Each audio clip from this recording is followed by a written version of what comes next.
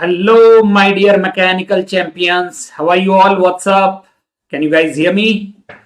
This is Chandrashekhar welcoming you all to the India's largest, the best, and your favorite live learning platform, BYJU'S Exam Prep. So, as you all know, there are only 10 days left for your GATE examination, and it is very high time that you should revise all the formula for all the subjects so that you feel confident, you feel that your preparation is up to the level. So for that reason only, we have brought this beautiful series for all the aspirants benefit, that is Formula 1 Marathon series. Every day we complete or we discuss all the formula for a particular subject. So please do let me know if I'm audible and visible to everyone so that we can start. Those who are watching me live, please respond through the comment section. Is my audio and video clear or not? Can you guys hear me?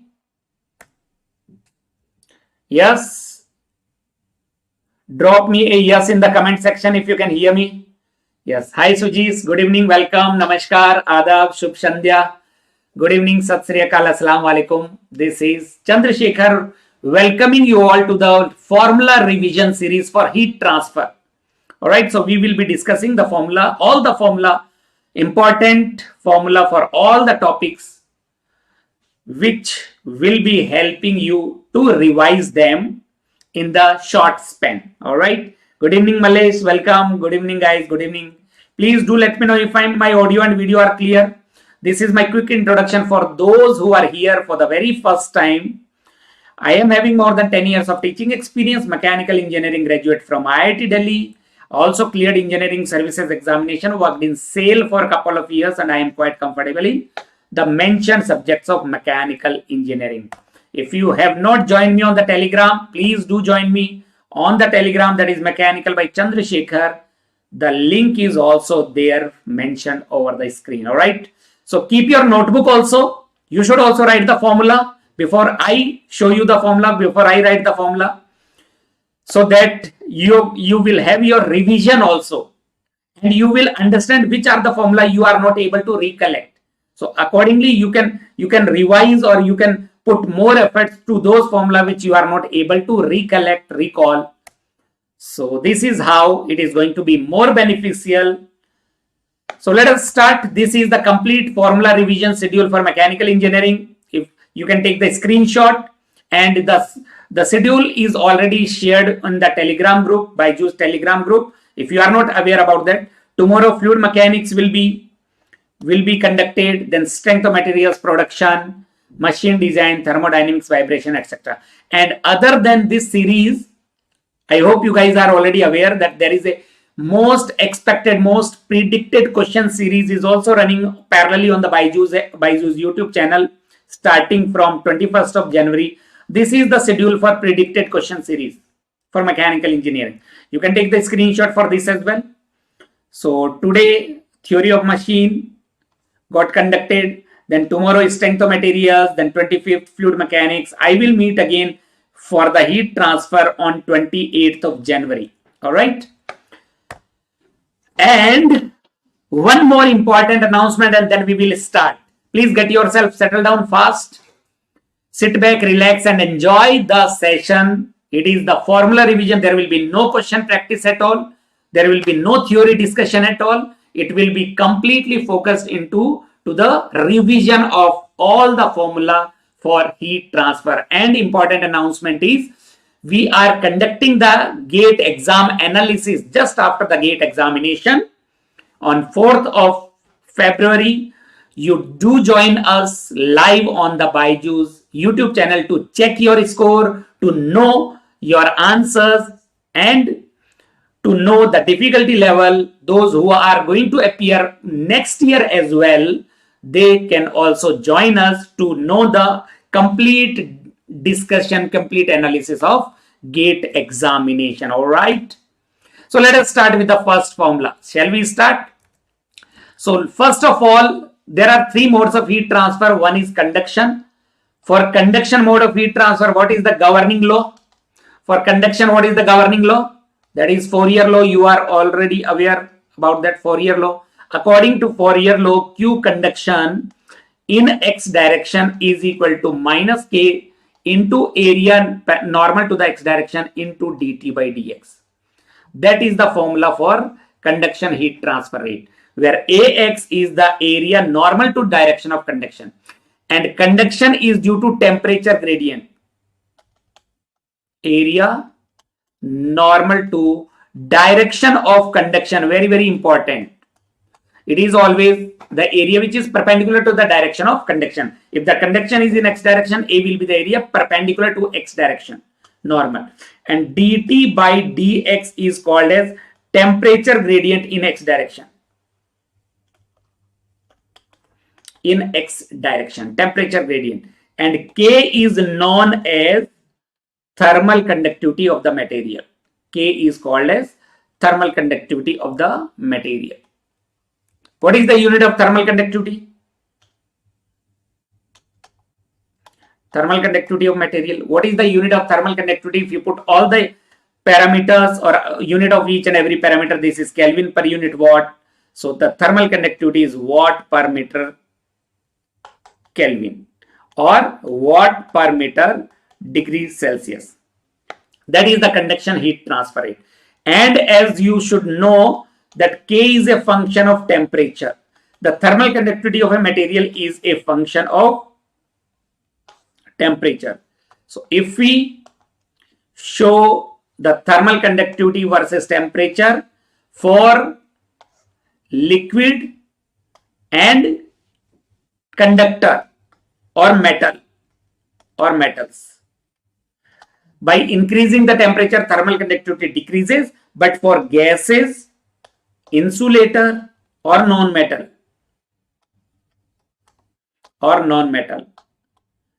the thermal conductivity increases with the rise in temperature, and the thermal conductivity of a gas is directly proportional to root T. For a gas, thermal conductivity will be directly proportional to root T. Right? Then the next mode of heat transfer is convection. What is the governing law for convection?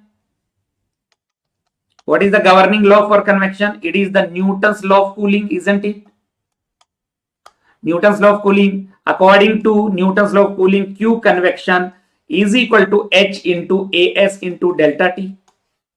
That is the expression for Q convection, where AS is the surface area. It is the surface area. Duration of the session will be 1.5 hours something. We will try to complete all the formula. Only formula truth. So it will be around 1.5 hours. It can go up to 2 hours. We will try to wrap it up by 1.5 hours. All right. Surface area available for convection, or the surface area available for convection is nothing but the surface area in contact with the fluid, isn't it? In contact with the fluid, because convection is a surface phenomena. Because convection is a surface phenomena, so AS will be the surface area which is in contact with the fluid. Fluids are having the convection. And what is delta T? Delta T is called as bulk temperature difference. So if Ts is greater than T infinity, so delta T is equal to Ts minus T infinity. T infinity is the fluid temperature. If Ts is greater than T infinity, or delta T is equal to T infinity minus Ts, if T infinity is greater than Ts. And what is H? H is called as average convective or average convection heat transfer coefficient. The unit of H will be equal to watt per meter square Kelvin or watt per meter square degrees Celsius, right? H is the average value of convective heat transfer coefficient. And one more important thing here is convection can also be known as combined effect of conduction and bulk motion. In the no slip region, there will be conduction. So convection can be termed as the combined effect of conduction and bulk motion of the fluid. So from here we can write H is equal to minus Kf into dt by dy in the fluid at the interface y is equal to 0 upon delta t. That is how we can find out h. H can be calculated by using this formula. Good evening, Surendra. Welcome. Welcome, guys. So minus Kf. Kf is the thermal conductivity of the fluid. dt by dy, temperature gradient in the fluid at y is equal to 0 upon delta t. And this dt by dy can be calculated from temperature as a function of y, and the temperature as a function of y can be calculated from u as a function of y. So the analysis will be part of fluid mechanics.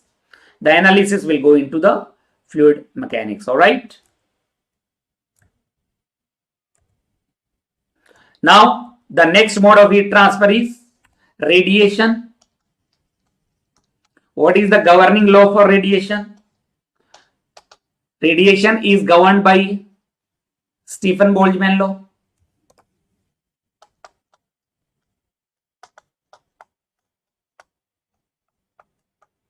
Radiation is governed by Stefan-Boltzmann law.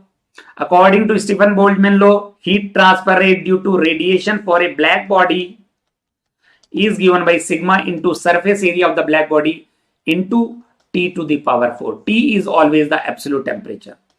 T is the absolute temperature of the black body. Means it is always in Kelvin. Absolute temperature of the black body, it must be in Kelvin.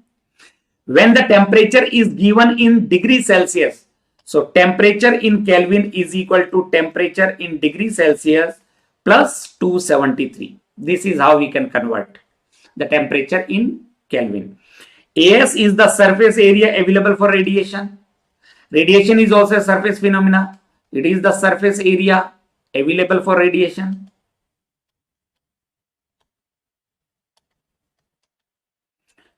And sigma is known as, that is given by 5.67 into 10 to the power minus 8 watt per meter square Kelvin to the power 4. The sigma is called as Stefan-Boltzmann constant. Sigma is called as Stefan-Boltzmann constant. All right. Now after this, there is another very important expression that is called as energy conservation equation for the system. Energy conservation. And according to energy conservation equation, there are 4 terms: the rate of heat entering into the system plus the heat generated into the system per unit time is equal to the amount of heat leaving the system per unit time plus Q stored in the system. That is energy balance equation for any system. There are 4 terms: heat entering, heat generated, heat out, and heat stored. The heat is stored. When the heat is stored, it changes the internal energy. So it is equal to the rate of internal energy change for the system.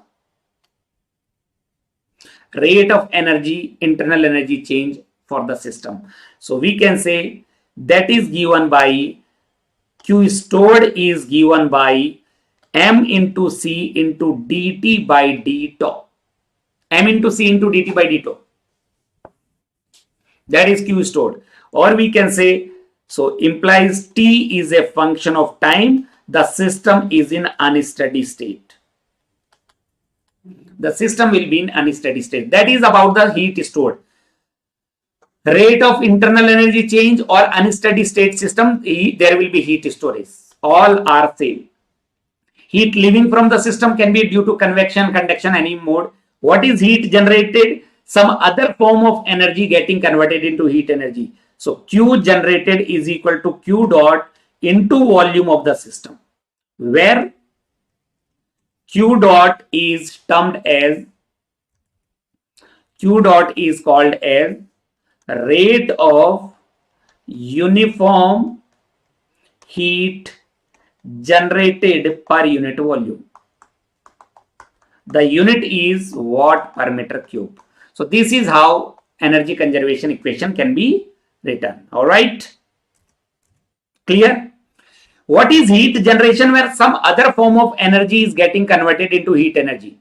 some other form of energy gets converted into heat energy in the system, then it is known as heat generation in the system.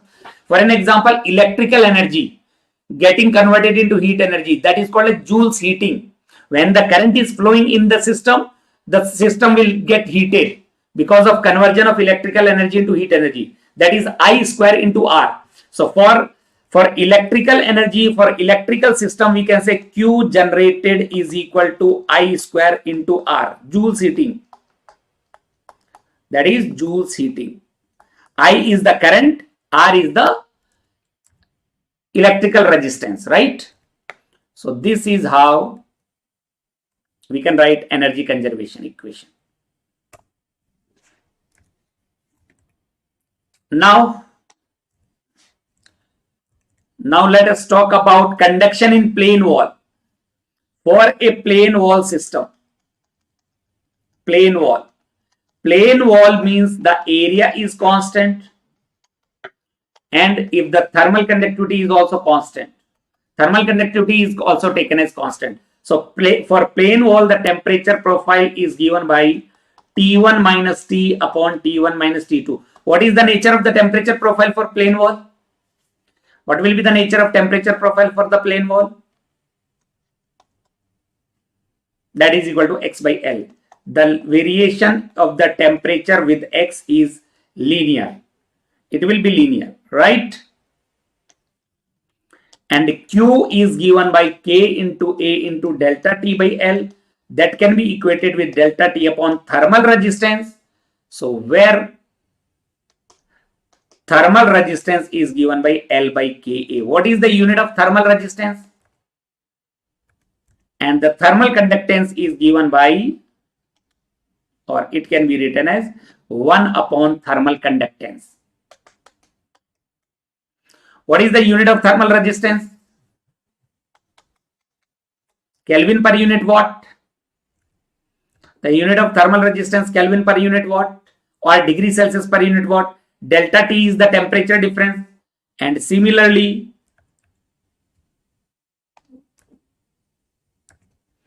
another formula Q dash is equal to Q by A, that is equal to K into delta T by L. That can be written as delta T upon A into RTH, where A into RTH is called as unit thermal resistance. This is known as, the unit is meter square Kelvin per unit watt. That is called as unit thermal resistance.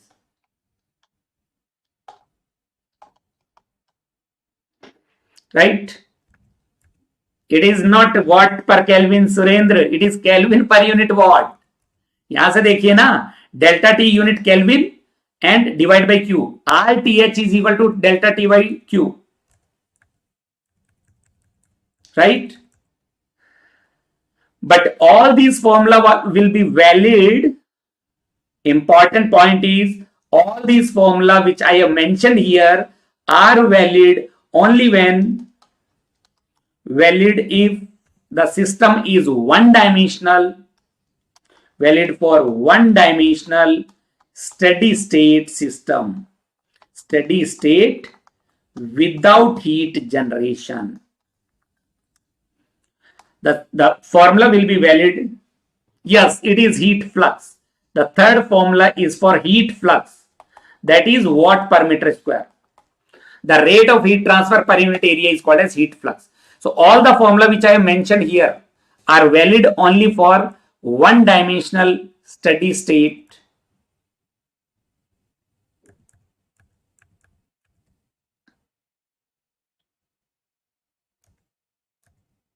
steady state without heat generation.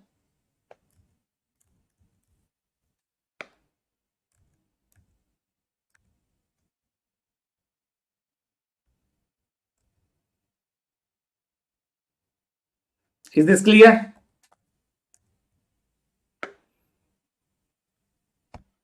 Now, if there is a heat generation in the system, if the thermal conductivity is variable, as we know, K is a function of temperature. K is a function of temperature. So dt by dx will be inversely proportional to K, isn't it? Because Q is equal to minus Ka dt by dx, which will remain constant. Q will remain constant. So dt by dx is inversely proportional to K.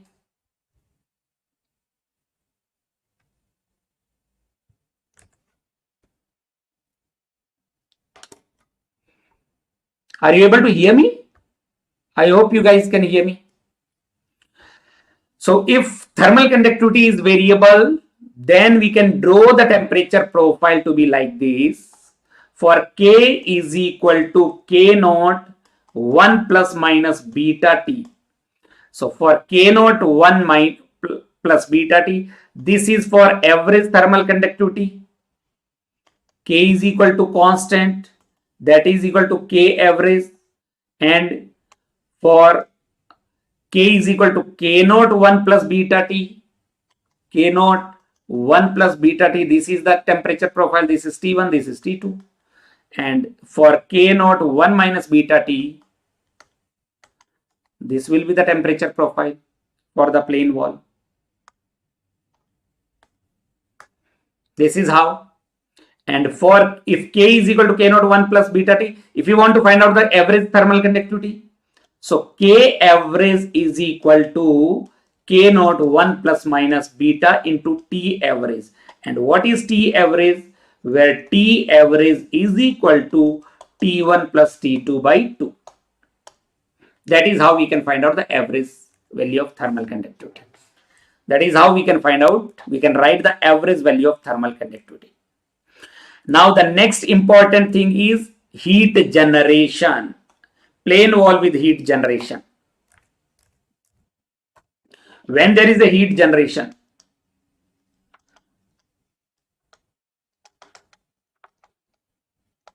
plane wall with heat generation. So when heat is generated, Q dot is constant uniform heat generation. So Q will not be constant, Q will become variable. Whenever there is a heat generation, the rate of heat transfer becomes variable. The rate of heat transfer becomes variable. And if TS1 is equal to TS2,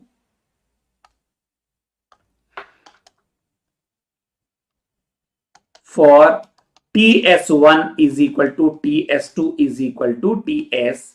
If the temperature are same for both the surface, inner surface and outer surface, and if there is a heat generation, then the temperature profile will be, what will be the nature of the temperature profile? What will be the nature of the temperature profile? Tell me, this is x is equal to 0, this is x is equal to L. Area is constant. For TS1 is equal to TS2, this is TS1. This is TS2. What is the nature of temperature profile?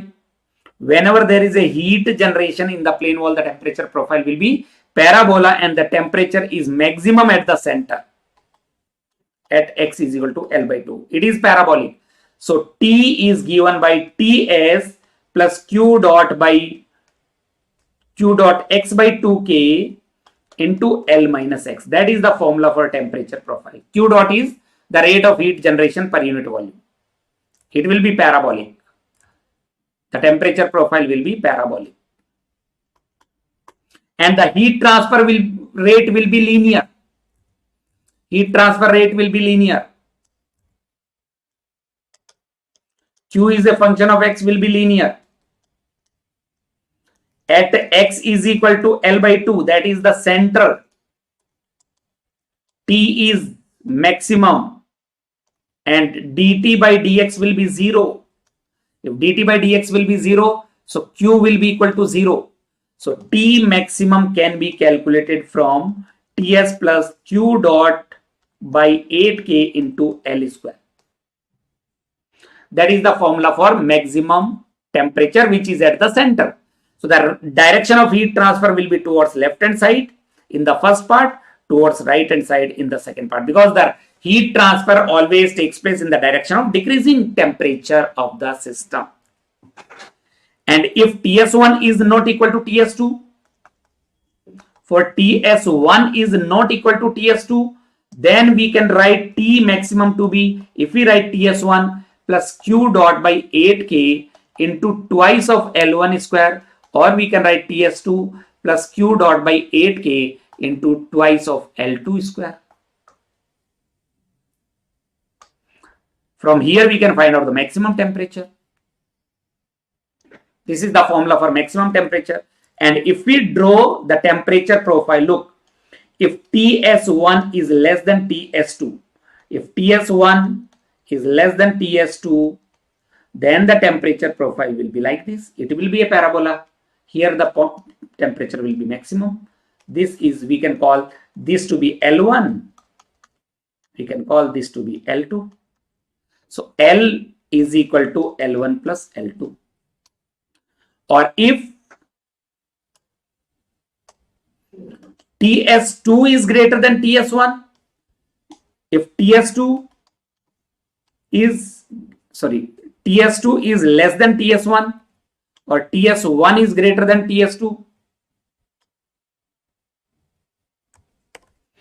TS1 is greater than TS2, this is, let us say, TS1, this is TS2, then the temperature profile will look like this. This is T maximum. This distance is L1. This distance is L2. L1 and L2. Right? So either you can use TS1 or TS2. But if you are using TS1, then 2L1 whole square will be the value. And if you are using TS2, then it will be 2L2 square.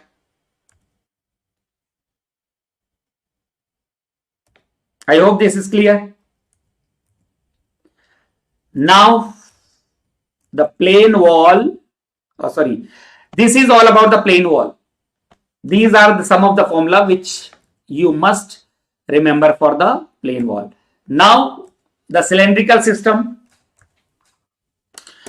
One important announcement before we proceed further for the hollow cylinder and hollow sphere.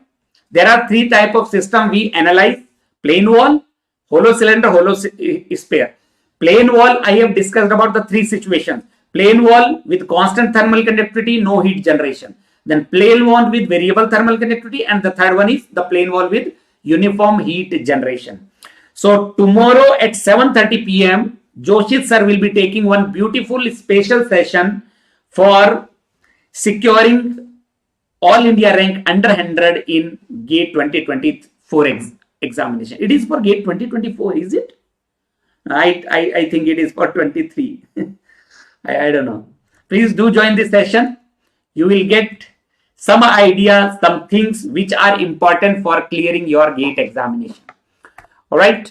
So now let us move to the hollow cylinder.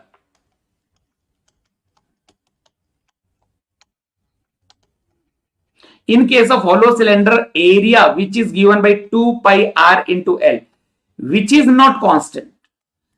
In case of hollow cylinder, area will not be constant. It is a function of r. It is a function of r. 2 pi L is constant, but area will be a function. What is the nature of temperature profile? For a hollow cylinder, can you let me know what will be the temperature profile for a hollow cylinder? What is the nature of temperature profile for a hollow cylinder? For conduction in hollow cylinder?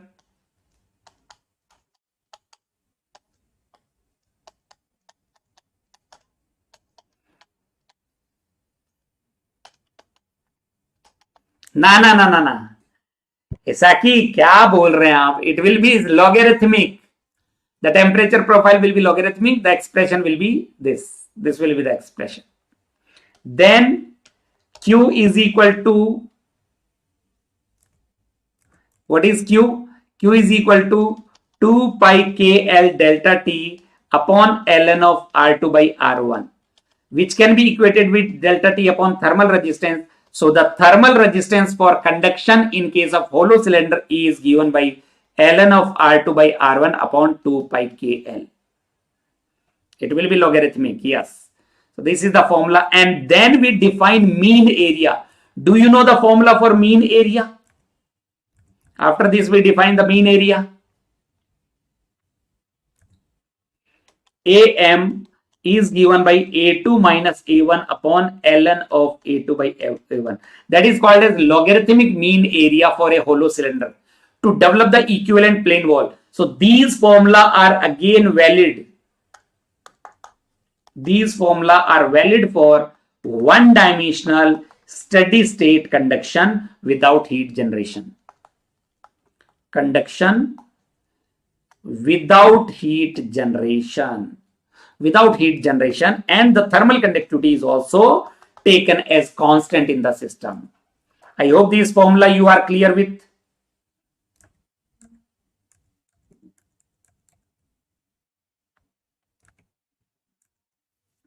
Right?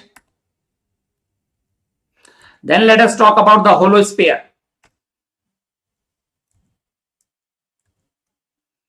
Let us discuss some formula for hollow sphere. Hollow sphere. And hollow sphere, again, area which is given by 4 pi r square is not constant. Is not constant. It is a function of. It is a function of r square. It is function of r, or it is a function of r square. So what is the nature of temperature profile for a hollow sphere? What is the nature of temperature profile? T1 minus T upon T1 minus T2. What is the nature of temperature profile? 1 upon R1 minus 1 upon R upon 1 upon R1 minus 1 upon R2. The nature of temperature profile is hyper. Very nice, Naveed. Hyperbolic.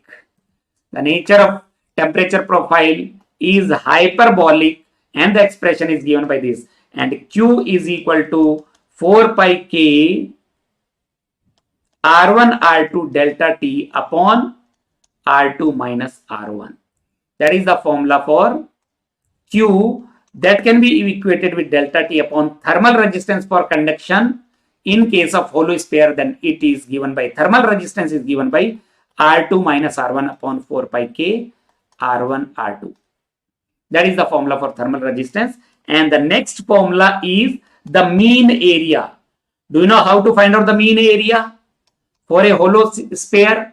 If you want to convert it into an equivalent plane wall, then the area will be taken as mean area, that is under root of A1 into A2. That is called as geometric mean area.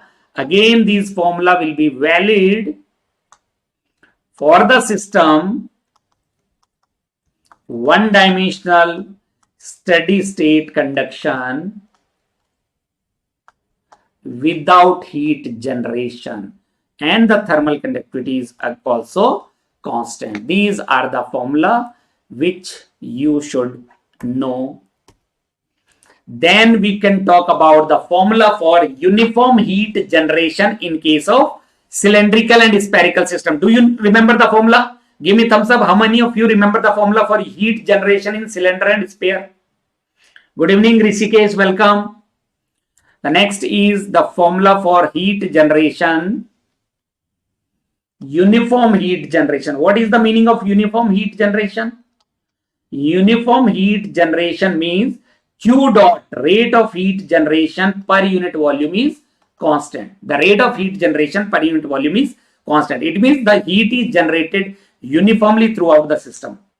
So now if we write for solid cylinder, the temperature profile, what is the nature of temperature profile? Ts plus Q dot by 4K into capital R square minus small r square. That is the formula. That is, the nature will be again parabolic. The nature of very good, Bhaumik, you remember, it is 4K. It is 4K. Right? And at R is equal to 0, it means at the center of the cylinder, temperature will be maximum. So T is maximum, that is given by Ts plus Q dot by 4K into capital R square. Capital R is the radius of the cylinder for a sphere. And also what we can say, and Q is a function of R square. Q will be a function of R square, that is parabolic. Q will be proportional to R square because dt by dr is proportional to R, and area is also proportional to R. So it will be function of R square. It will be proportional to R square. Then for a solid sphere, What is the difference between solid cylinder and solid sphere? T is equal to Ts Q dot by 6K. It will be 6K into capital R square minus small r square.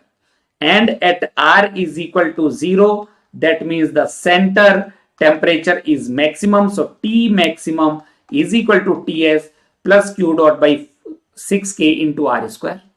R, capital R is the radius.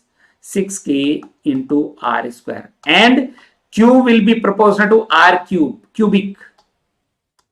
The rate of heat transfer, whenever there is a heat generation, Q will be variable. You know that.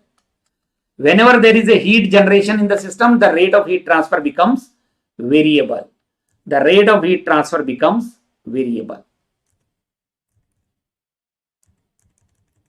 Right? So these are the formula for conduction. And after that, let us discuss some formula for the combined modes of heat transfer. When there are multiple modes of heat transfer or circuit diagram, by using the circuit diagram, combined modes of heat transfer. Right? Let us move to the combined modes of heat transfer quickly. As your time is very crucial. For combined modes, what is the meaning of combined modes of heat transfer? When more than one mode of heat transfer are existing. So these are analyzed by electrical analogy or circuit diagram. The analysis will be done by electrical analogy. We will draw the resistance circuit diagram using the resistance series and parallel combination. If there is a conduction, R conduction, conductive thermal resistance is given by L by Ka for plane wall is given by ln of R2 by R1 upon 2 pi KL for cylindrical system and R2 minus R1 upon 4 pi K R1 R2 for spherical system. That is what we have already discussed. 4 pi K R1 into R2. These are the conductive thermal resistance. And for convection, the thermal resistance for convection is given by 1 upon H into AS, where H is convective heat transfer coefficient. And for radiation, thermal conductivity for thermal resistance for radiation is given by 1 upon HR into AS.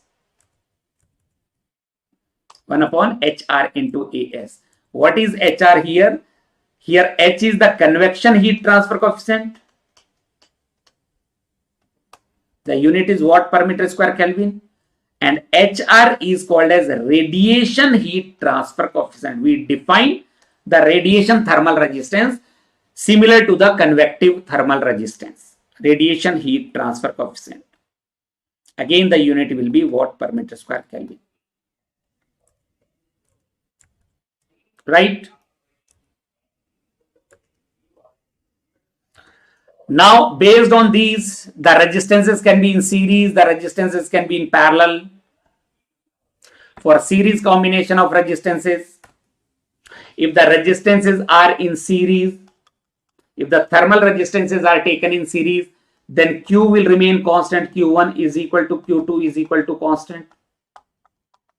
And the thermal potential delta T overall is equal to delta T1 plus delta T2 plus delta T3 and so on.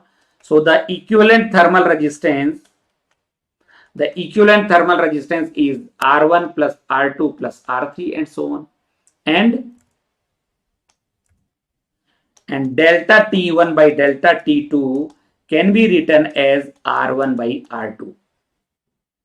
These are for series resistances, and for parallel combination of resistances, we can say Q is equal to Q1 plus Q2 plus Q3 and so on. Delta T overall thermal potential is nothing but equal to delta T1 is equal to delta T2 is equal to constant. So 1 upon equivalent thermal resistance will be equal to 1 by R1 plus 1 by R2 plus 1 by R3 and so on. So from here Q1 by Q2 can be calculated from R2 by R1. Q1 by Q2 is equal to R2 by R1. R is the thermal resistance here. What is R? R is the thermal resistance here.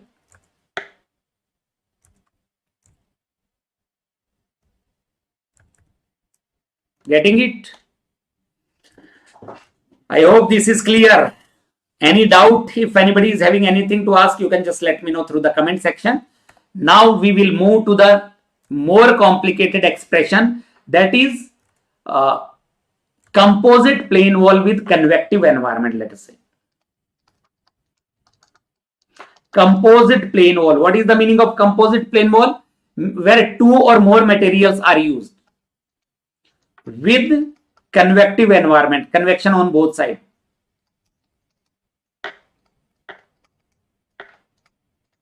Multiple modes of heat transfer, conduction as well as convection, and the system is composite system.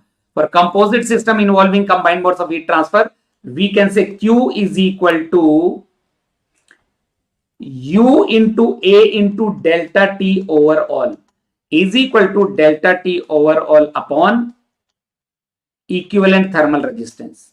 Equivalent resistance. That remains constant, where delta T over all is called as overall thermal potential.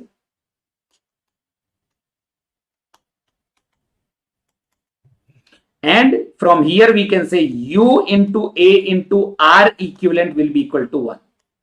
U is called as overall heat transfer coefficient.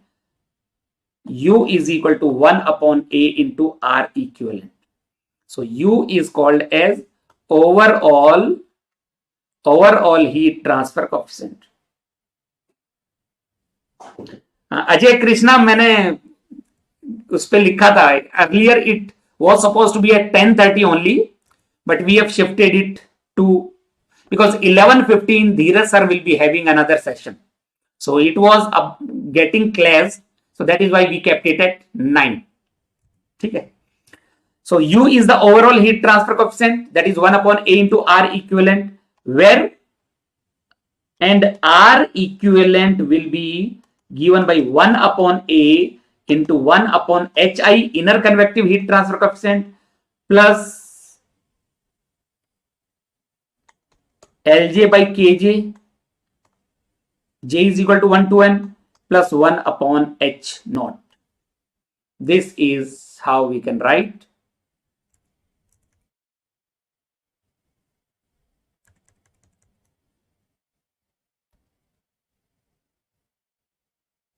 Right?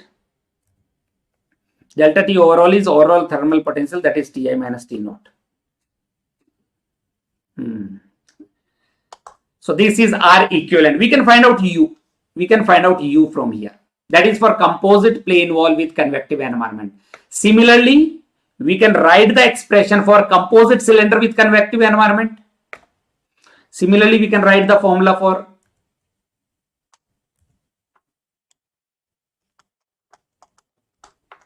composite cylinder with convective environment. Composite cylinder. So again, Q will remain constant because there is no heat generation, there is no heat stored. As long as heat generation and heat stored is 0, Q will remain constant. That is equal to Ui into Ai into delta T overall is equal to U naught into A naught into delta T overall is equal to delta T overall thermal potential upon equivalent resistance. That will remain constant. That will remain constant. From here we can say Ui into Ai into R equivalent is equal to U naught into A naught into R equivalent will be equal to 1, and Ai is equal to 2 pi R1L and A naught is equal to 2 pi R n plus 1 into L. Isn't it? If there is 2 layers, then n will be the number of layers. N will be the number of layers. For 2 layers, the outer radius will be R3. For one cylindrical system, for one hollow cylinder, outer radius will be R2. For 2 layers, outer radius will become R3. For 3 layers, outer radius will become R4. So A naught is equal to 2 pi R n plus 1 into L. L is the length. And from here we can say Ui is equal to 1 upon Ai into R equivalent. We can find out Ui. And similarly, we can find out U naught is equal to 1 upon A naught into R equivalent. Ui and U naught are the inner overall heat transfer coefficient and outer overall heat transfer coefficient. Ui and U naught are inner and outer overall heat transfer coefficient. And what is R equivalent here? Equivalent is equal to 1 upon 2 pi L into 1 upon Hi into R1 plus summation of ln of Rj plus 1 upon Rj divided by Kj plus 1 upon H naught into Rn plus 1. This will be the expression for equivalent resistance, right? Similarly, we can write the formula for composite sphere. Everything else is same. Composite sphere with convection environment. The variable parameters is AI will be equal to 4 pi R1 square and A naught will be equal to 4 pi Rn plus 1 square. And we can say Q is equal to Ui into Ai into delta T overall is equal to U naught into A naught into delta T overall is equal to overall thermal potential upon thermal resistance that remains constant. So Ui and U naught are inner and outer overall heat transfer coefficient. We define overall heat transfer coefficient, the unit will be watt per meter square Kelvin. So here the thermal resistance will be equal to, what is the thermal resistance? 1 upon 4 pi, then 1 upon Hi into R1 square plus summation of Rj plus 1 minus Rj upon Kj into Rj plus 1. Kj Rj plus 1 plus 1 upon H naught into Rn plus 1 square. This is the equivalent thermal resistance. This is the equivalent thermal resistance. Got it? Getting it or not? So that completes our discussion for conduction in plane wall, conduction in cylindrical system, and conduction in spherical system. If anybody is having any doubt, you can just let me know. This is all about the conduction. Conduction mode of heat transfer with heat generation and without heat generation. Anybody is having anything to ask? Bataiye, is it all fine with everyone? The session is, let me clear you. This session is only to discuss the formula, important formula, which we must memorize. Now let us talk about the insulation method.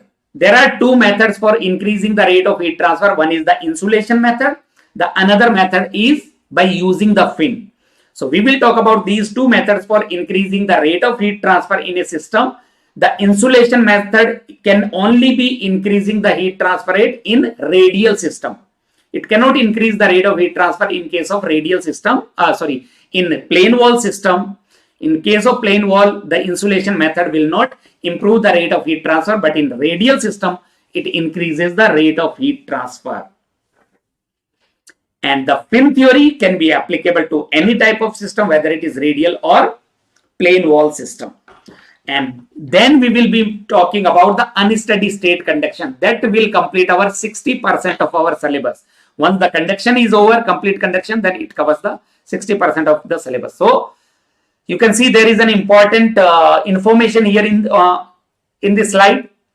There will be 3 consecutive sessions from 27th, 28th and 29th of January for verbal ability, engineering, mathematics and general aptitude. So do not forget to join these sessions. They are very, very beneficial for the last moment revision of aptitude, verbal ability and mathematics. They can improve your score by 2, 3, 4, 5 marks. So that will be very, very important in GATE examination. All right. So let us talk about the critical radius of insulation. For increasing the rate of heat transfer, we use the critical insulation method. What is the critical radius of insulation? What is the formula for critical radius of insulation?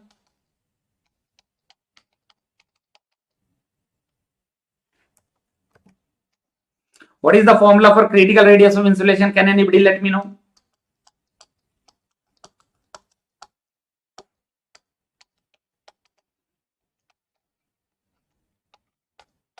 That is used in radial system. Now you should always remember critical radius of insulation is thermal conductivity of insulating material upon outer convective heat transfer coefficient. That is for cylinder. If the system is in the form of a cylinder, K by H.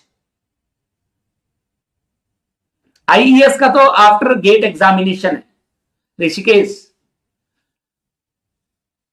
अच्छा, आप किसकी बात कर रहे हैं? Non tech का revision की बात हो रही है ना. R insulation for spherical system ये होगा twice of k by h, h naught outer convective heat transfer coefficient. And there is a term that is called as critical thickness of insulation. So many people commit mistake here. This is called as critical thickness. If the question is asking critical thickness or critical radius, you should be clear with that. It is critical thickness of insulation. हाँ, अभी बताते हैं, अभी मैं slide दिखाऊंगा ऋषिकेश उसके बारे में भी. TCR is the critical thickness of insulation, that is RCR minus R naught.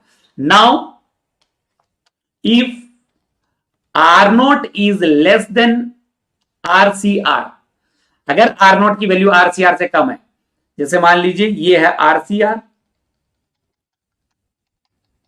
that is RCR.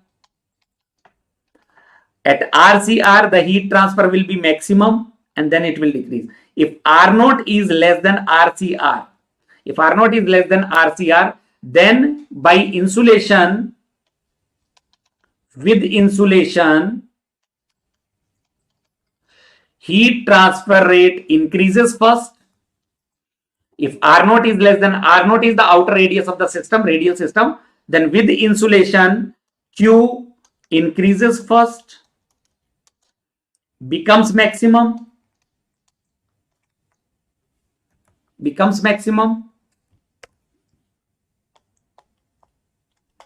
and then decreases. Then decreases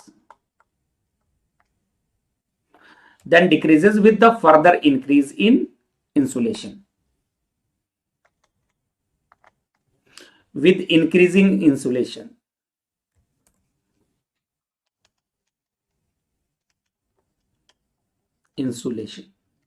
If R naught is less than RCR. But if R naught is greater than equal to RCR, if R naught and RCR equal, then with insulation, what will happen? Then with insulation, Q will decrease continuously. यहां से भी question आते हैं. Q will decrease continuously. Q will decrease continuously. Right? So this is all about the insulation method. Now the second method is the fin theory. The second method is the fin theory. The first method is insulation method to increase the rate of heat transfer. The second method is the fin theory. There are three types of fin we discuss. In fin theory, there are three types of fin. Very long fin. Very long fin. When L is very large, the length of the fin is very large. The second case is short fin with insulated tip.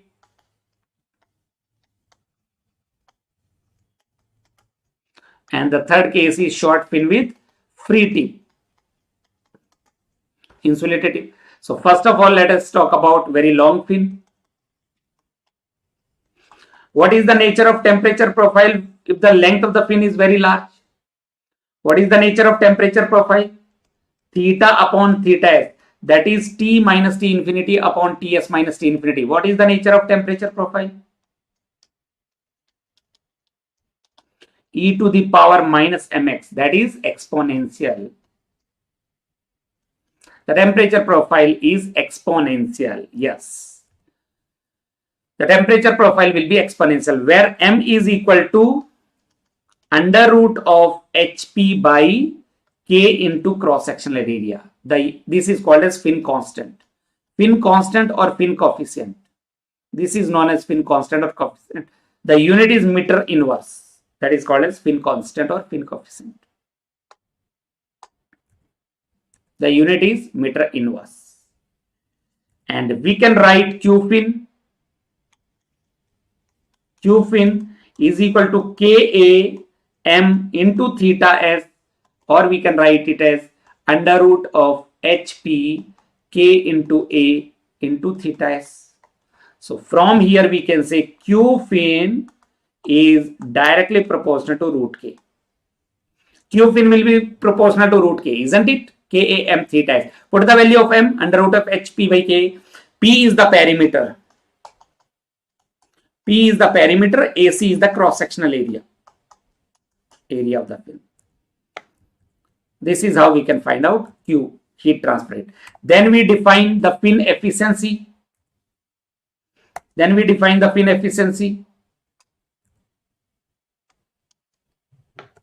Efficiency of the fin. Fin efficiency. That is equal to Q fin upon Q maximum. That will be given by 1 upon ml, because Q maximum is equal to H into P into L into theta s. That is called as thermal performance, and efficiency of the fin is always less than 1. Fin efficiency is always less than 1.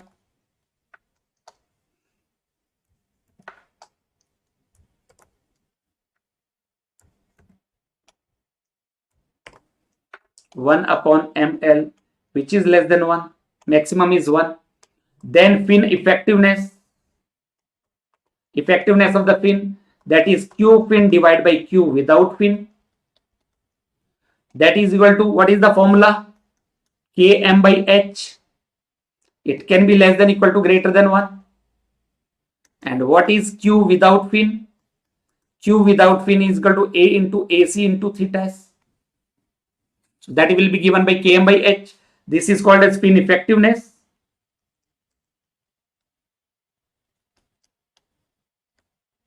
This is called as fin effectiveness. This is called as fin efficiency. Fin effectiveness, fin efficiency. These are the formula for very long fin. Fin efficiency is the thermal performance.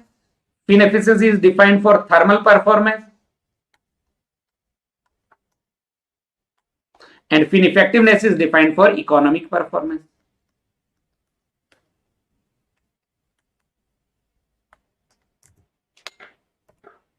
Then short fin with insulated tip.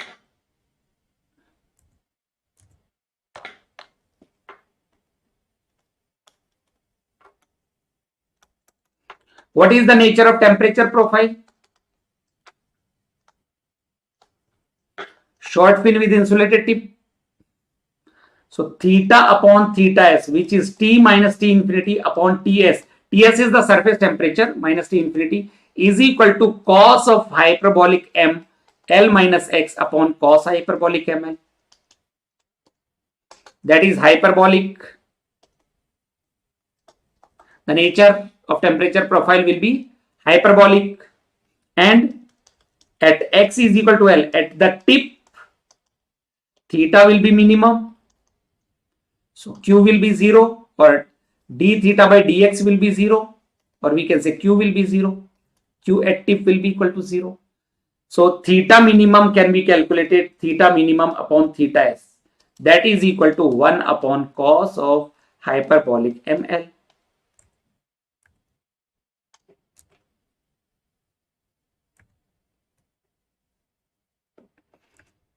And we can write Q fin. Q fin is equal to Ka m theta s into 10 hyperbolic ml. And we can write efficiency of the fin is equal to 1 upon ml into 10 hyperbolic ml. And the next formula, effectiveness of the fin is equal to Km by H into 10 hyperbolic ml. These will be the formula for short fin with insulated tip. And for short pin with free tip,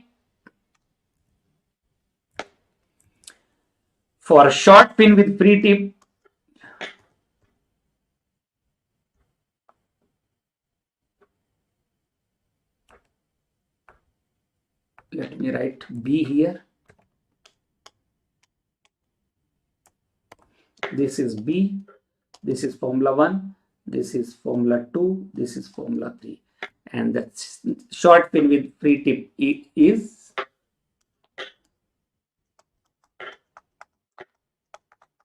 for short pin with free tip,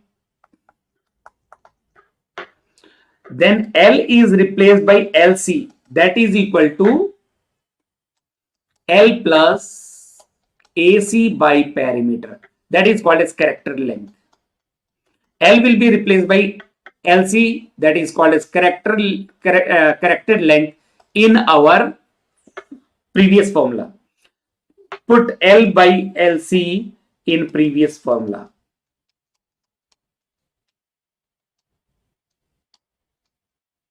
For previous formula, in previous formula. For an example, if we write theta by theta s, then we will write cos hyperbolic m LC minus x upon cos hyperbolic m into LC. This Q fin is equal to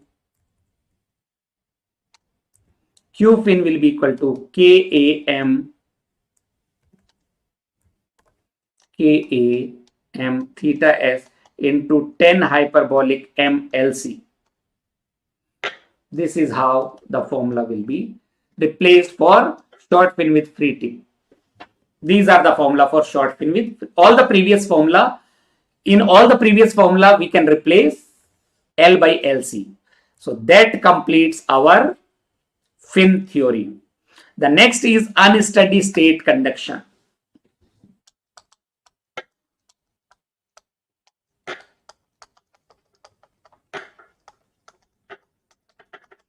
The next is unsteady state conduction when temperature is a function of time. When the temperature is a function of time. So for our conduction, conductive thermal resistance for the solid to be less than equal to 1/10 of R convection for the fluid.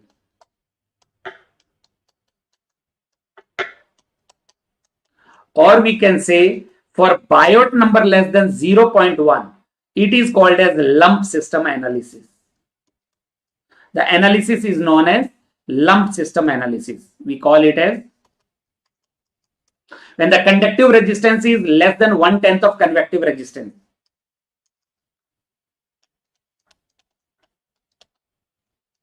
The analysis is called as lump system analysis. It means temperature will be a function of time only. Temperature of the system will be a function of time only when the Biot number is less than 0.1 or the conductive thermal resistance is less than 1/10 of convective thermal resistance.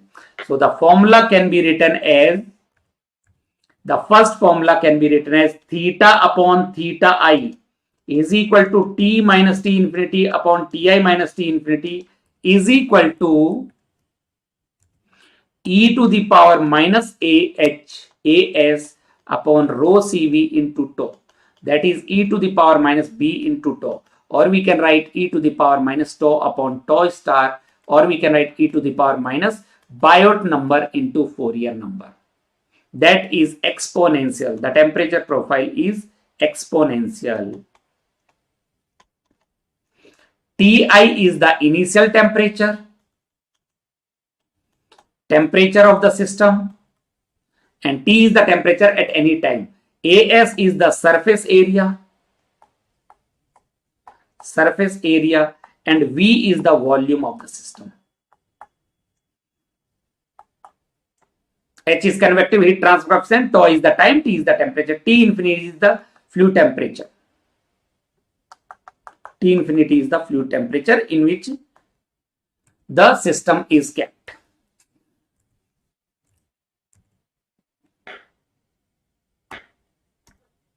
So the term defined here is, there is a term defined that is called as tau star. that is 1 by B is equal to rho CV by H into AS. That is called as time constant of a thermocouple. This is known as time constant. The unit is second.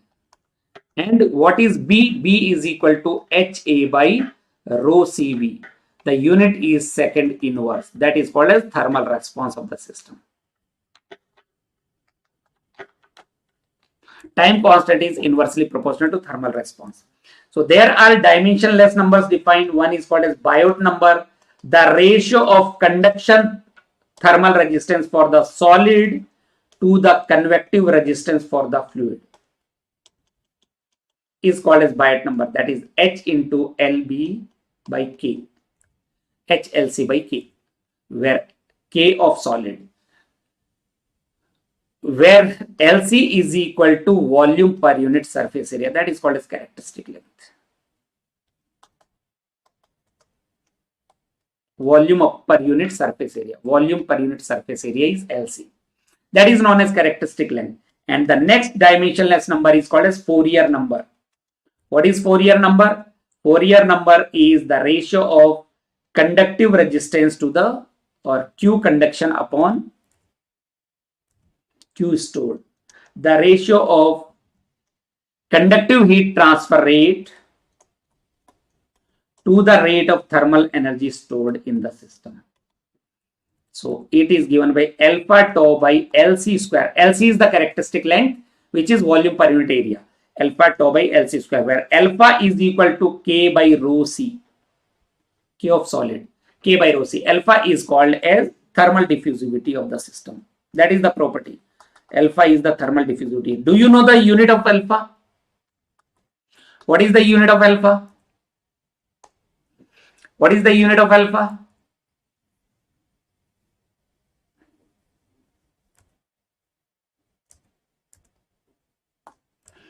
And Q can be calculated. Q, heat transfer rate at any instant, that is H into A into T minus T infinity, that is equal to minus rho CV into dt by d tau. That is how we can find out the heat transfer rate. And Q maximum is equal to H into AS into Ti minus T infinity. Sorry, it is not HA.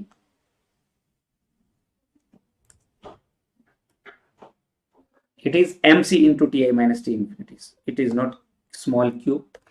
It is Q maximum. Maximum heat transfer rate. Maximum amount of heat transfer is equal to M into C into Ti minus T infinity. The unit is joule. The unit is, yes. Now wait. The unit is meter square per second. That is about the lump system analysis. Alright. These are the formula for lump system. This is the only important and in a steady state conduction. Now let us move to the next part, that is convection. Now three topics are left: convection, radiation, and heat exchanger. So we will try to complete in the remaining formula in the next half an hour.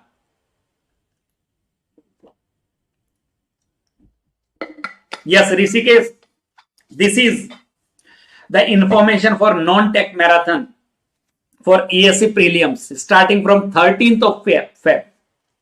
Are you there, Rishikesh? From 13th of Feb. The marathon session for non-technical portion of engineering services examination will be starting on BYJU'S YouTube channel. All right. Now let us talk about the convection.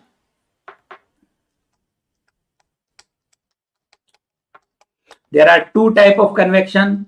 One is forced or also called as artificial. Another is free or natural convection.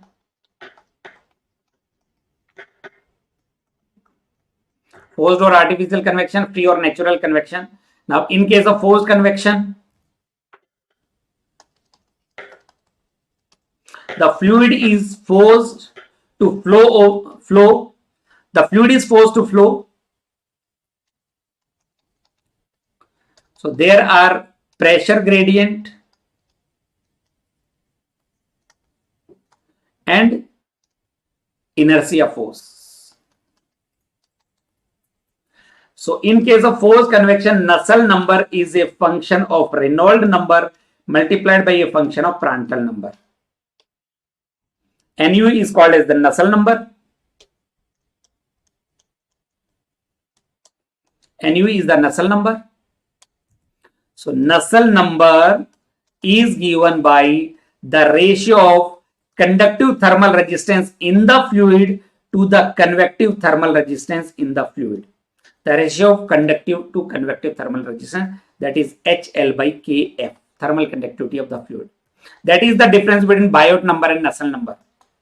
In Biot number, the conductive resistance is for, or we can also write it as Q convection divided by Q conduction. If it is the ratio of heat transfer rate, then it is convection divided by conduction. But if it is the resistance, then it is.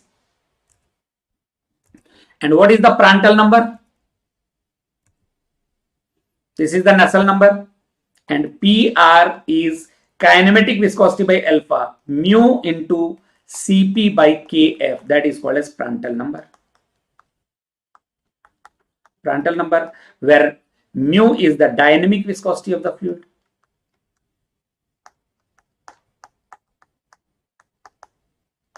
And Re is the Reynolds number. You all know, ratio of inertia force by viscous force.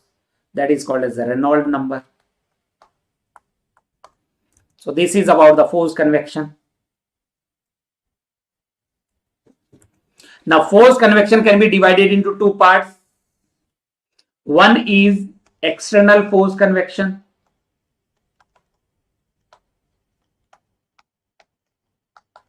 When it is external force convection, when the fluid is forced to flow over a surface, that is analyzed by boundary layer theory. Boundary layer theory. One is laminar boundary layer. For laminar boundary layer, when the Reynolds number, local Reynolds number is less than 5 into 10 to the power 5. So the boundary layer growth will take place like this. For laminar boundary layer, it will be like this.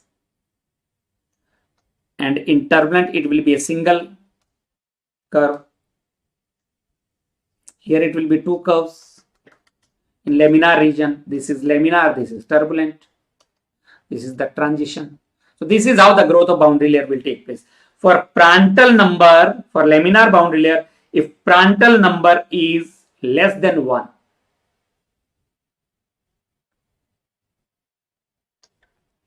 Prandtl number is less than 1 implies delta V, velocity boundary layer thickness, is less than delta T, thermal boundary layer thickness.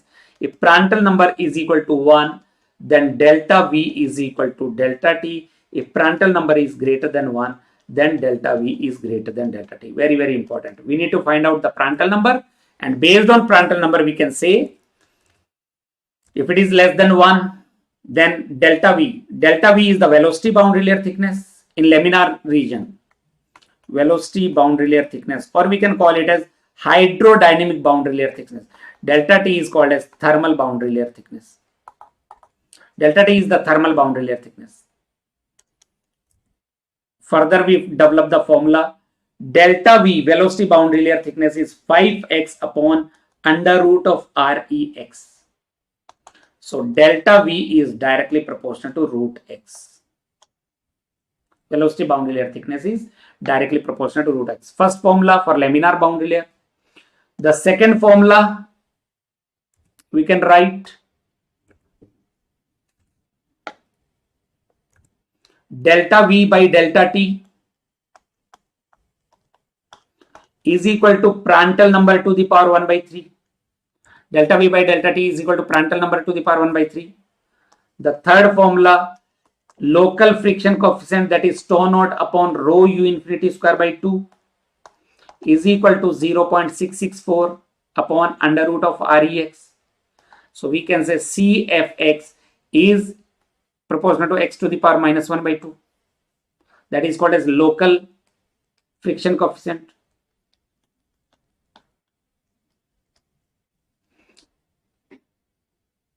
and CD is equal to average drag coefficient. CD will be equal to,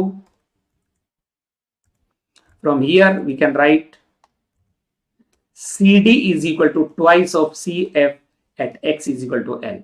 That is called as average drag coefficient. Average drag coefficient. And then next formula is Nusselt number, that is Hx into X by Kf is given by 0.332 into Reynolds number to the power 1 by 2 into Prandtl number to the power 1 by 3. I should have mentioned here for laminar boundary layer. So Nusselt number is directly proportional to Reynolds number to the power 1 by 2 into Prandtl number to the power 1 by 3 for laminar boundary layer. And the exact expression is this. So we can say Hx is proportional to x to the power minus 1 by 2. And h bar is equal to twice of h at x is equal to L. And average Nusselt number is twice of Nusselt number at x is equal to L. This is called as average convective heat transfer coefficient.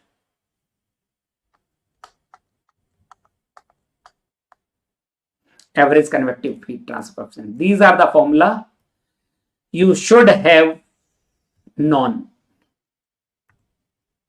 All right.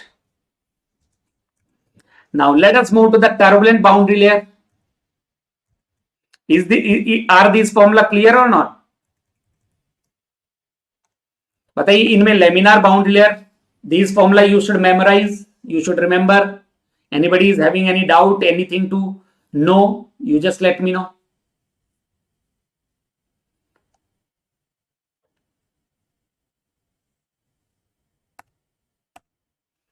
Then the turbulent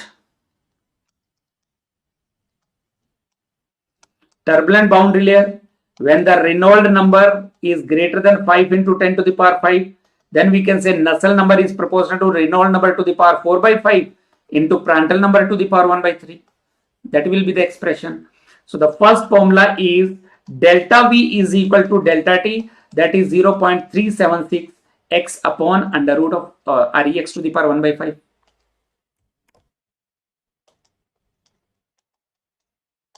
So from here, delta V is equal to delta T is proportional to x to the power 4 by 5. Will be proportional to x to the power 4 by 5. And the next formula is CFX is equal to 0.059 upon Rex to the power 1 by 5. So CFX is proportional to x to the power 1 minus 1 by 5. And CD is equal to 5 by 4 CF at x is equal to L. That is the average drag coefficient. Then the Nusselt number, that is Hx into x by Kf is equal to 0.03 into Reynolds number to the power 4 by 5 into Prandtl number to the power 1 by 3. So from here we can say Hx is proportional to x to the power minus 1 by 5, isn't it?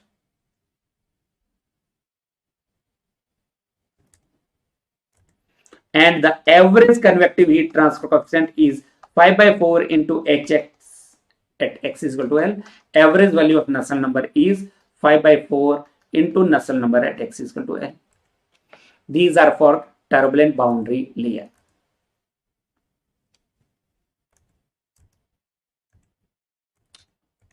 Do you know these formula or not?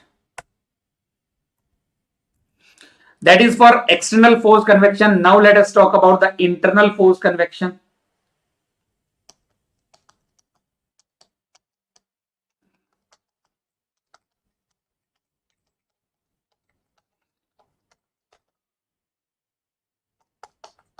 For internal force convection,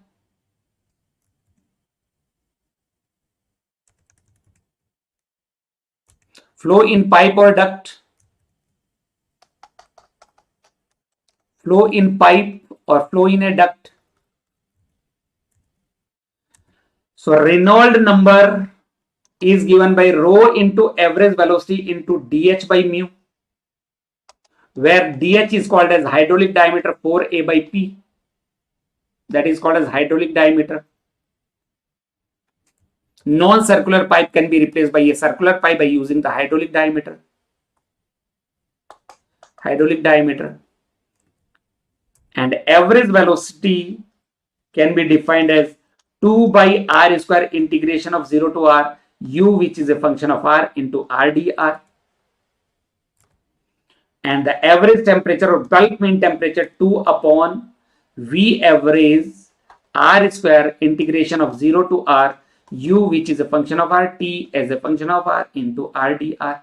So mean temperature and mean velocity can be defined like this. This is the bulk mean temperature.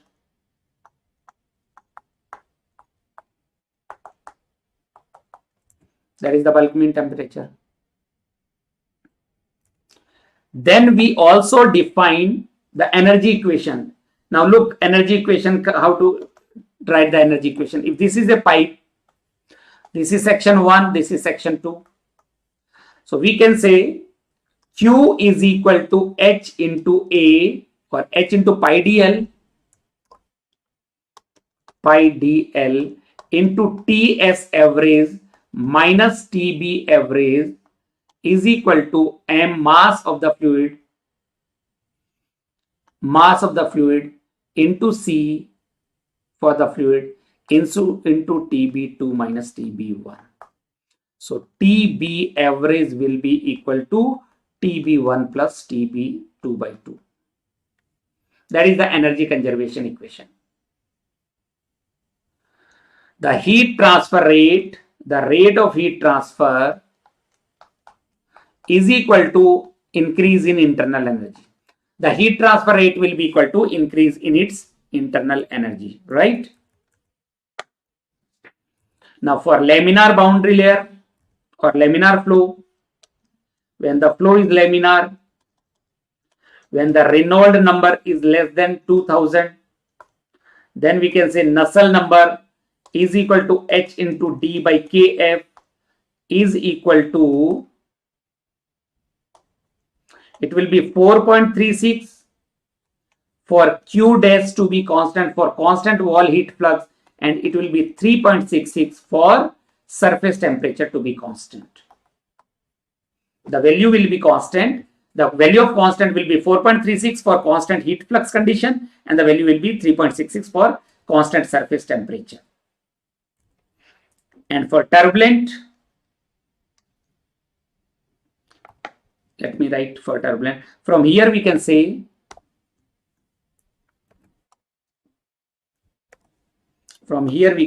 H is proportional to D to the power minus 1.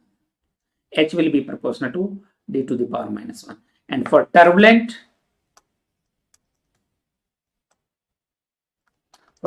flow, when the Reynolds number is greater than 4000, in that case, when the Reynolds number is greater than 4000, then Nusselt number is given by H into D by Kf is equal to 0.023 into Reynolds number to the power 4 by 5 into Prandtl number to the power 1 by 3.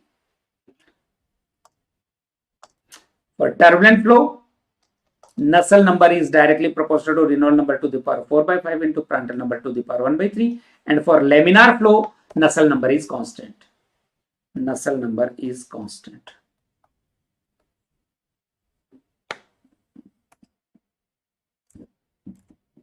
So what is the relation between H and D? D to the power minus 1 by 5, isn't it? H will be proportional to D to the power minus 1 by 5. And then we talk about the natural convection. Natural convection. In case of natural convection, Reynolds number is replaced by Grashof number. Reynolds number will be replaced by Grashof number. Nusselt number is a function of Grashof number into multiplied by a function of Prandtl number.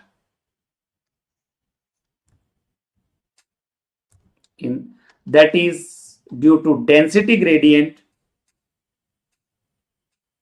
अच्छा कल्याण, हाँ actually there is, आप recording देख लेना, it at the last moment it got rescheduled. Density gradient and buoyant force. Buoyant force, density gradient and buoyant force. What is Grashof number? Grashof number is the ratio of buoyant force to the viscous force. So this is given by rho square g beta delta t x cube by mu square. That is the local Grashof number. Or we can write it as g beta delta t lc cube by, sorry, x cube by mu square, nu square. Nu square. That is called as local Grashof number.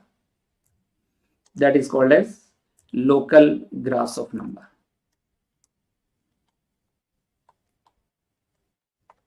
Grashof number.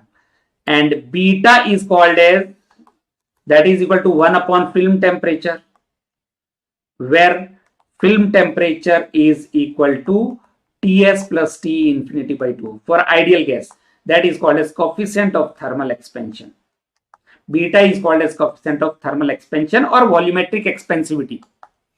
Beta is called as coefficient of thermal expansion, or we can call it as volumetric expansivity. The unit is, what is the unit of beta? Kelvin inverse. And x is, and the average Grashof number, we define the characteristic length. For average Grashof number LC is equal to rho square g beta delta t LC cube by mu square, where LC is called as characteristic length. What is characteristic length? The length over which boundary layer is allowed to grow. It is the length over which boundary layer is allowed to grow.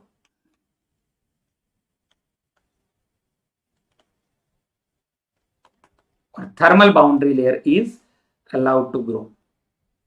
The length over which the thermal boundary layer is allowed to grow.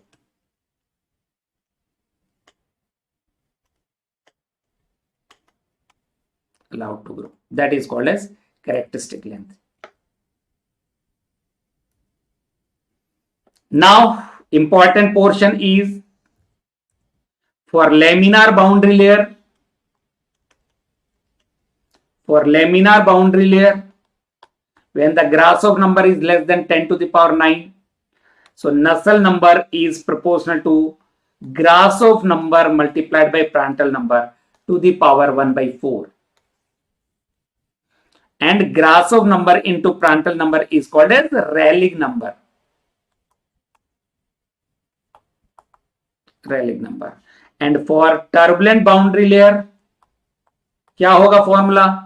For turbulent boundary layer, when the Grashof number is greater than 10 to the power 9, Nusselt number is proportional to Grashof number into Prandtl number to the power 1 by 3. That is the difference for turbulent and laminar boundary layer.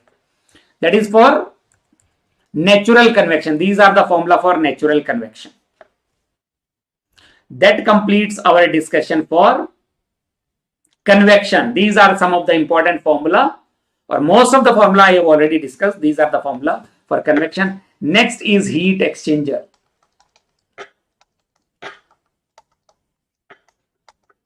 Next is heat exchanger. Q is given by CH into delta TH, or we can write CC into delta TC, or we can write U into A into delta TM, or we can write effectiveness into Q maximum. That is how we can find out the thermal capacity of the heat exchanger. That is the thermal capacity of the heat exchanger. Of heat exchanger, where C is, capital C is equal to mass flow rate into specific heat. That is called as heat capacity rate. That is known as heat capacity rate. The unit is watt per Kelvin, where C is called as specific heat.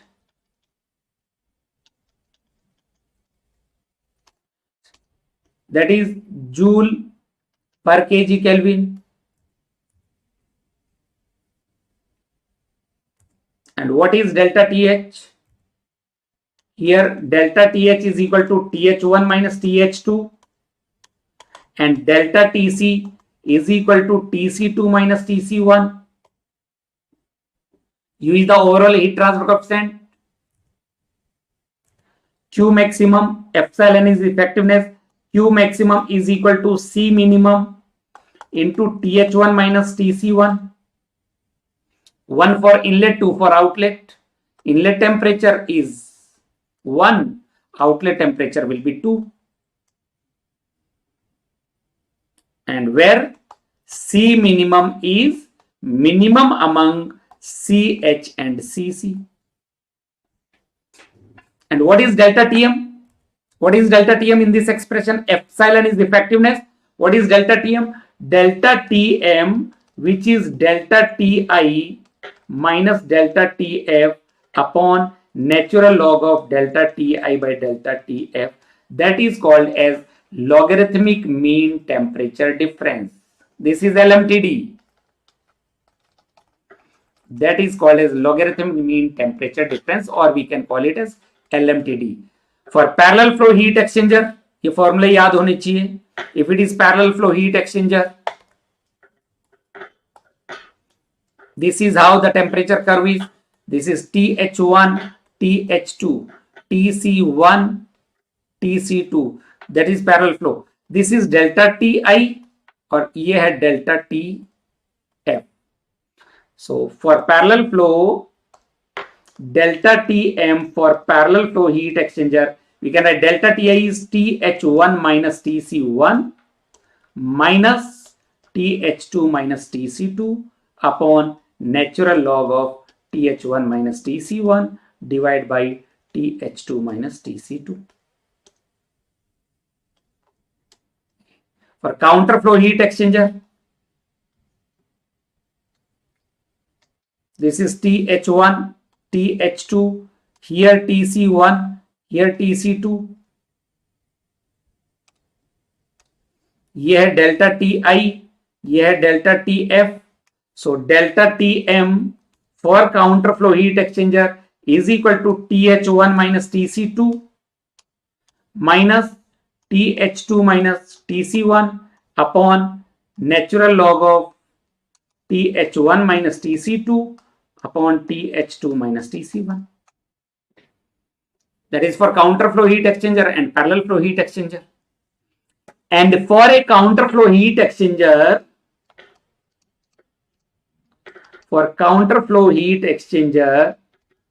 if CH is equal to CC, or we can say delta TH is equal to delta TC, then the temperature profile will be straight lines like this. This is TH1, this is TH2, this is TC1, this is TC2. In this case, this is the special case of counter flow heat exchanger. From the L hospital rule, delta Tm will be for this counter flow heat exchanger is equal to delta Ti is equal to delta Tf. This is delta Ti, this is delta Tf. So that is equal to, either we write TH1 minus TC2, or we can write this is delta Tm, mean temperature difference, or we can write TH2 minus TC1. This is the special case of counter flow heat exchanger. That is a special case of counter flow heat exchanger. And for complex heat exchanger,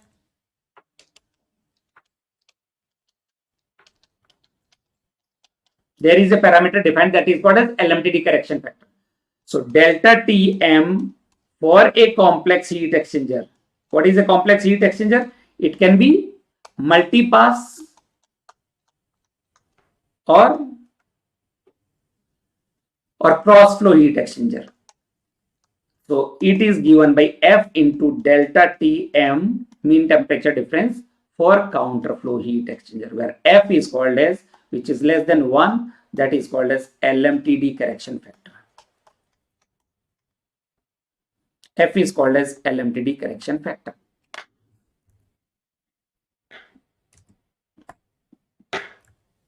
All right. Now effectiveness in terms of NTU. उसके बाद the last part is effectiveness of a heat exchanger, that is Q upon Q maximum. What is effectiveness? Q upon Q maximum. Q actual by Q maximum. Effectiveness of a heat exchanger is equal to the ratio of actual heat transfer rate to the maximum possible heat transfer rate, and Q will be maximum for a counterflow heat exchanger if TH1 is equal to TC2 or TH2 is equal to TC1. And now effectiveness in terms of NTU. If we develop the formula for effectiveness in terms of NTU, number of transfer units. So the formula for effectiveness in terms of NTU, one is effectiveness for parallel flow heat exchanger, 1 minus e to the power minus n 1 plus c upon 1 plus c, where n is equal to UA by C minimum, that is called as number of transfer units, and C is equal to C minimum by C maximum. This is called as heat capacity ratio of heat capacities, and N is NTU, number of transfer units, UA by C minimum, that is for parallel flow heat exchanger.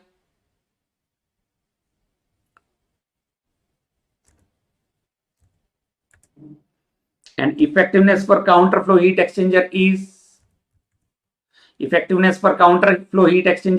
is given by 1 minus e to the power minus n 1 minus c upon 1 minus c e to the power minus n 1 minus c. These are the formula for parallel flow heat exchanger and counterflow heat exchanger. And for complex heat exchanger, it is multiplied by effectiveness for complex heat exchanger is equal to effectiveness correction factor into effectiveness for counterflow heat exchanger. Now, a special case. Some special cases. First one, if C is equal to 0, if there is a phase change, in any one of the fluid, then C will be equal to 0. It is either boiler or condenser. So in that case, effectiveness for parallel is equal to effectiveness for counter is equal to effectiveness of complex. That is equal to 1 minus e to the power minus n. If C is equal to 1, if CH is equal to CC or delta TH is equal to delta TC. अगर C is equal to 1 है, then effectiveness for parallel is given by 1 minus e to the power minus 2n by 2. But effectiveness for counter, that is calculated from L hospital rule, that is 1 upon n plus 1. N upon n plus 1. That is calculated by L hospital rule. This is important. If C is equal to 1, if there is a phase if CH is equal to CC or CH is equal to CC or delta TH is equal to delta TC. Then let us talk about the radiation mode of heat transfer. That completes our discussion for heat exchanger, and the last part is the radiation. Let us discuss some formula from the radiation as well. जो सबसे important formula, सबसे पहला जो formula है, that is J radiosity is epsilon EB plus G. That is the radiosity watt per meter square. That is the relation between radiosity, emissive power and insolation. Sorry, it will be plus rho G. Sorry. Epsilon EB plus rho G. So J can be less than equal to greater than G. For J less than equal to G, if J is less than G, then there is net heat gain.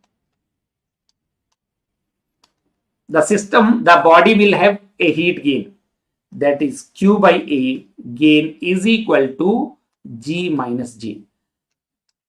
If J is greater than G, then there will be net heat loss. The system will be having a heat loss, that is J minus G.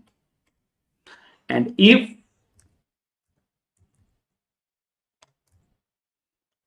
J is equal to G, there is no heat gain or no heat loss. In that case, Q by A will be equal to 0.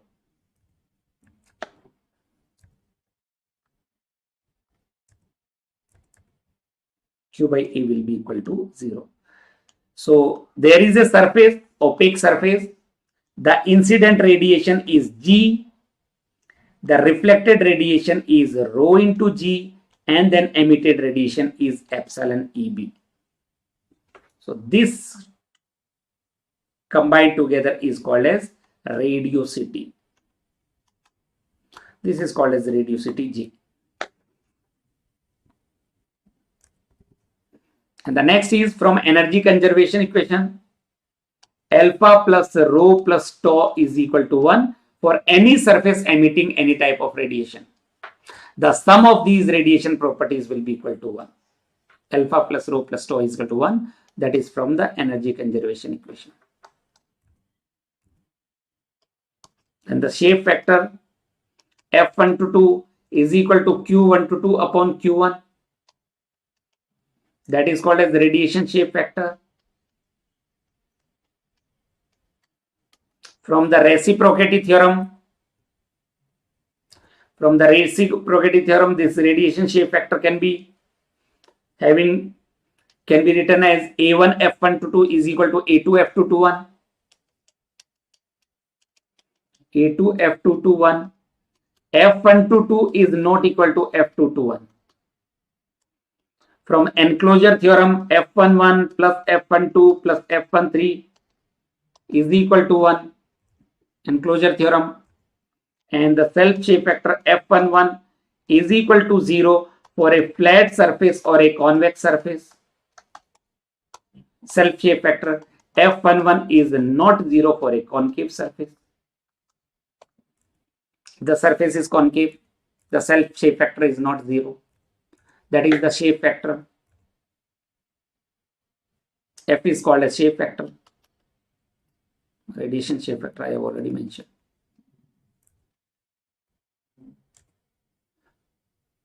Then some radiation laws.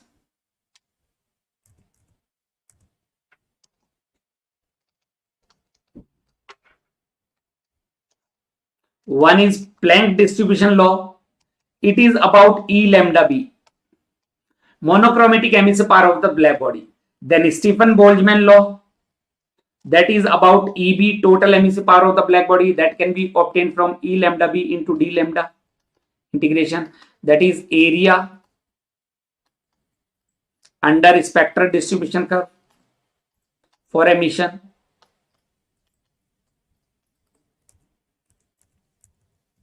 Then Wien displacement law.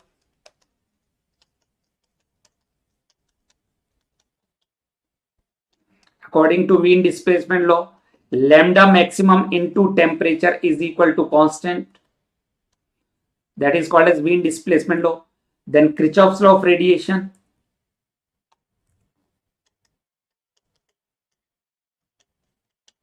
Kirchhoff's law of radiation. Epsilon is equal to alpha. Epsilon is equal to alpha for temperature to be constant. If a body is in thermal equilibrium with its surrounding, then epsilon will be equal to alpha. Then Lambert cosine law, that is about intensity. Intensity in any direction is directly proportional to cos theta. So these are some radiation laws. And the next is the radiation analysis. The last part is radiation analysis or radiation heat exchange between two or more bodies. Between black bodies, there is this is analyzed by circuit diagram, electrical analogy.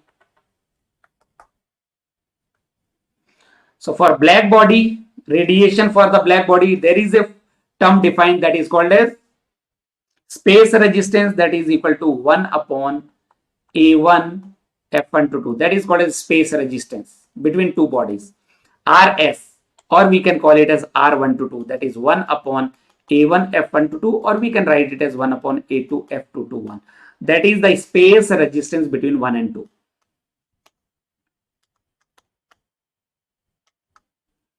The space resistance between 1 and 2. The unit is meter to the power minus 2. So for the black bodies, we can say Q1 to 2 net is equal to delta EB upon RS. That is equal to sigma into T1 to the power 4 minus T2 to the power 4 upon 1 upon A1 F1 to 2. That is called as, that is the formula for net radiation heat exchange. That is the formula for net radiation heat exchange between the black bodies. That is the net radiation heat exchange between 1 and 2. For non-black bodies, there is one more resistance defined. For non-black bodies, there is a term defined that is called as surface resistance, or R1, is equal to 1 minus epsilon 1 upon epsilon A. That is called as surface resistance. For black bodies, surface resistance will be 0. For black bodies, surface resistance, that is 1 minus epsilon 1 upon epsilon A, is equal to 0 for the black body.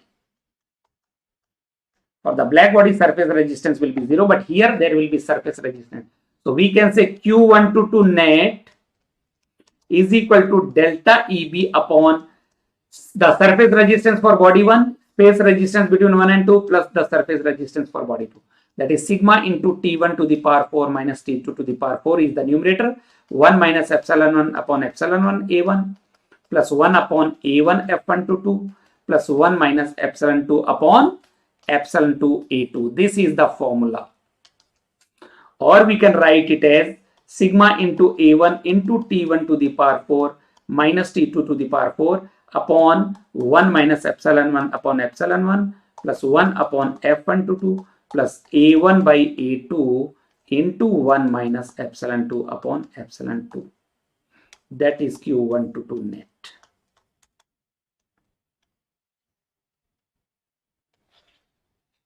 There will be three resistances in series, and for infinitely large parallel plates,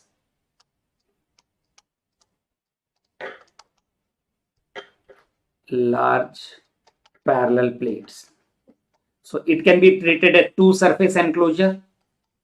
For two surface enclosure,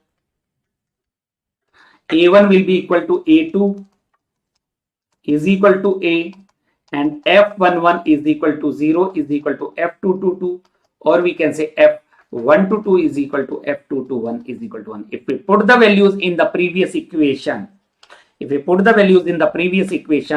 then we can say Q1 to 2 net is equal to sigma into A into T1 to the power 4 minus T2 to the power 4 upon 1 by epsilon 1 plus 1 by epsilon 2 minus 1.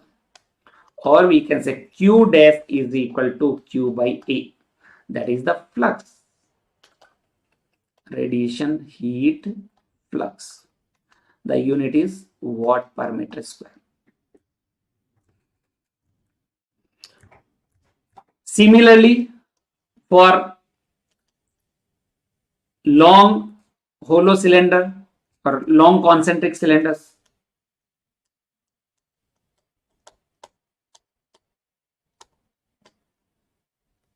cylinders.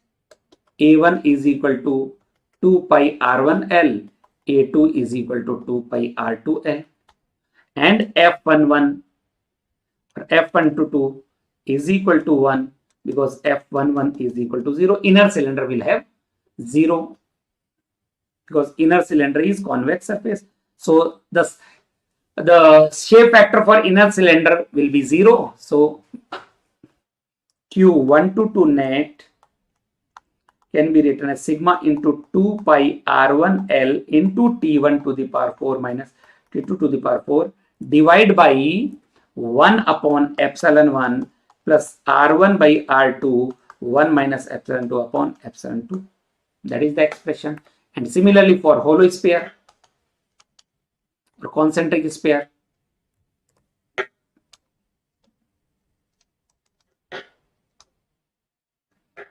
concentric spheres, so Q122 is equal to sigma into 4 pi R1 square into T1 to the power 4 minus T2 to the power 4 upon 1 by epsilon 1 plus R1 square by R2 square into 1 minus epsilon 2 upon epsilon 2. And small body in a large enclosure. In a large enclosure. These are the special cases. It means A1 by A2 will be 0. If A1 by A2 becomes 0, use this expression. If A1 by A2 is 0 and F122 is 1, so it will become Q122 net will become sigma into A1 into epsilon 1 into T1 to the power 4 minus T2 to the power 4. Small body 1 in a large enclosure 2.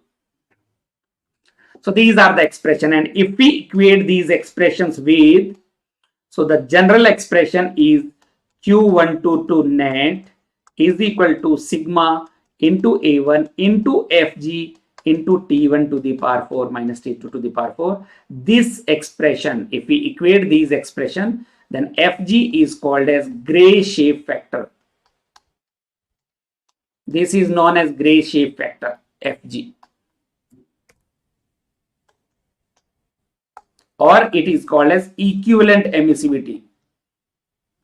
Equivalent emissivity. Or we can also call it as interchange factor. It is also called as interchange factor. And the last one is the shield. Let us talk about the radiation shield. The formula for radiation shield. N is the number of radiation shield of equal emissivity.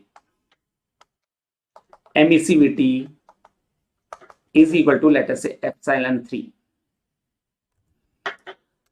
A1 is equal to A2 is equal to A3 is equal to so on. All the surfaces are having same area. So Q122 net with shield for N shield will be written as sigma into A into T1 to the power 4 minus T2 to the power 4 divided by 1 by epsilon 1 plus 2n by epsilon 3 plus 1 by epsilon 2 minus n plus 1. Where n is the number of radiation shield. N is the number of radiation shields having same emissivity epsilon 3.